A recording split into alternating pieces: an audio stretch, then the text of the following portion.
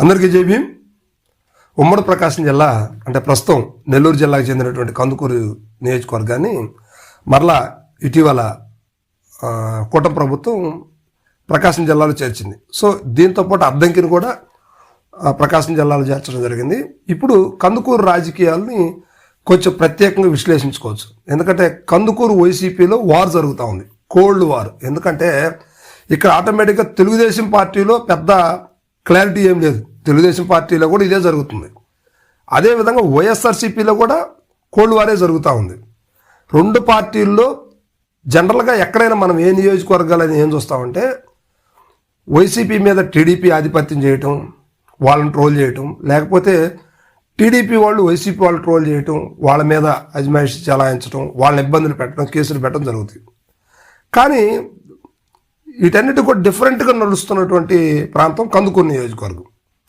ఇది వైఎస్ఆర్సీపీ చేసినటువంటి తప్పు వల్ల ఇప్పుడు కందుకూరులో ఇలాంటి పరిస్థితి నెలకొంది. సో ఇప్పుడు ఇటీవల కొన్ని రోజుల నుంచి చూసుకుంటే ఇక్కడ కందుకూరు నుంచి ఎమ్మెల్సీగా ఎన్నికైనటువంటి వ్యక్తి తుమ్మాటి మాధవరావు గారు. సో ఈయన వైఎస్ఆర్సీపీ సీనియర్ నాయకులు. వైఎస్ఆర్సీపీలోకి గత ఎన్నికలు కావచ్చు, అంతకుముందు 2019 ఎన్నికలు కావచ్చు, వైఎస్ఆర్సీపీకి బలంగా సపోర్ట్ చేసి పార్టీని గెలిపించడంలో కీలక పాత్ర వహించాడు. పైగా వాళ్ళ సామాజిక వర్గంలో ఆయన కీలకంగా వ్యవహరించిన పరిస్థితులు ఆనాడు కనిపించినాయి.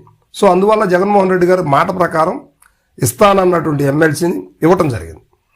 కానీ 2024 వచ్చేసరికి ఉన్నటువంటి సీనియర్ నాయకులు మానుగుంట మహేందర్ రెడ్డి గారిని పక్కన పెట్టారు. సో అకారణంగా పెట్టారు. ఆ పక్కన కూడా ఆయన వల్ల ఎటువంటి తప్పులు జరగలేదు, ఎటువంటి అవినీతి మచ్చలు లేవు. కానీ బీసీలకు ఇవ్వాలనే ఒక్క నెపంతో ఆయన పక్కన పెట్టారు.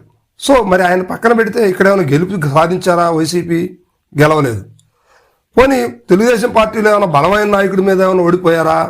అది లేదు. ఆయన కూడా చాలా సామాన్యమైనటువంటి వ్యక్తినే. ఆయన కూడా అప్పటికప్పుడు ప్రకటించబడినటువంటి వ్యక్తి. ఆయన చేతిలో మధుసూదన్ యాదవ్ గారు ఓడిపోయారు. మధుసూదన్ యాదవ్ గారు నాన్ లోకల్ అంటే కనిగిరి నుంచి ఇక్కడికి ఇంపోర్ట్ చేసుకున్నటువంటి పరిస్థితి. సో ఇది ఇంతవరకు జరిగింది, బాగానే ఉంది. కానీ ఇప్పుడు కోల్డ్ వార్ ఏంటనేది ఇప్పుడు ప్రశ్న.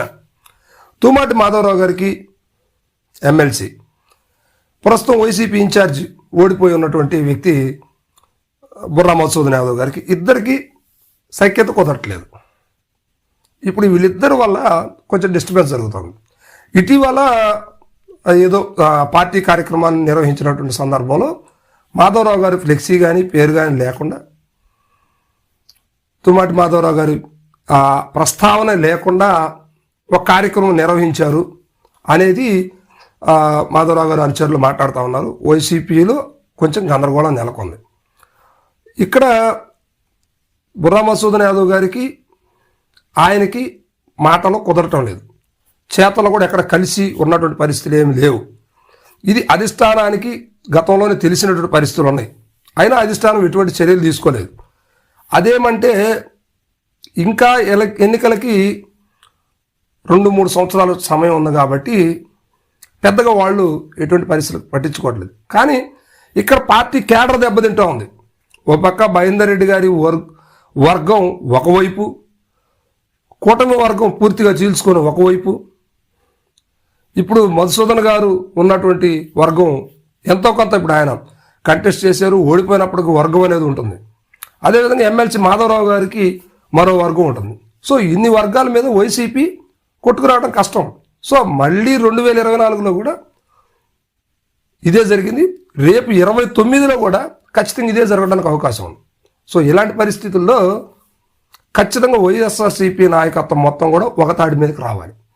మరి మహేందర్ రెడ్డి గారిని గతంలో జగన్మోహన్ రెడ్డి గారు పిలిపిచ్చారు, కానీ ఆయన రెస్పాండ్ అవ్వలేదనే మాటలైతే వినిపిస్తూ ఉన్నాయి. కానీ ఇక్కడ తుమ్మాటి మాధవరావు గారు యాక్టివిటీ చేస్తూ ఉన్నారు. కానీ మధుసూదన్ యాదవ్ గారి యాక్టివిటీ ఎంతవరకు నియోజకవర్గంలో ఫలిస్తుంది అనేది ఇప్పుడు ప్రశ్న. అయితే వీళ్ళిద్దరు కలిసి పనిచేయాల్సిన పరిస్థితి నుంచి విడిగా ఎవరి పని వాళ్ళు చేసుకుంటూ కలవకుండా పార్టీని బలోపేతం చేయాలంటే కష్టమే. కలిసి ఉంటే సాధించవచ్చు, కానీ కలవకుండా ఎలా సాధించగలరు? సో దీన్ని గమనించాల్సినటువంటి విషయం. వైఎస్ఆర్సీపీ దీన్ని పూర్తిగా విస్మరించిందని చెప్పుకోవచ్చు. సో వీళ్ళిద్దరిని కూడా ఒక బరిలో వేసి కొట్టుకుంటే మరలా పాత నాయకత్వం సీనియర్ నాయకులైనటువంటి మహేందర్ రెడ్డి గారిని తీసుకొస్తారా? అందుకే ఇది జరుగుతుందా? అందుకే వైఎస్ఆర్సీపీ నాయకత్వం దీన్ని పట్టించుకోవట్లేదా అనే మాటలు కూడా వినిపిస్తూ ఉన్నాయి. సో మొత్తం మీద ఇలాంటి వాటన్నిటి చెక్కు పెట్టాలంటే ఖచ్చితంగా మైదారెడ్డి గారు వస్తేనే ఇక్కడ ఒక క్లారిటీ అనేది వస్తుంది. లేకపోతే వైఎస్ఆర్సీపీ మళ్ళీ 2029 కాదు 2039లో కూడా ఇదే పరిస్థితి ఉండిద్ది అనేది స్థానిక ప్రజలందరూ కూడా మాట అనమాట. Thank you.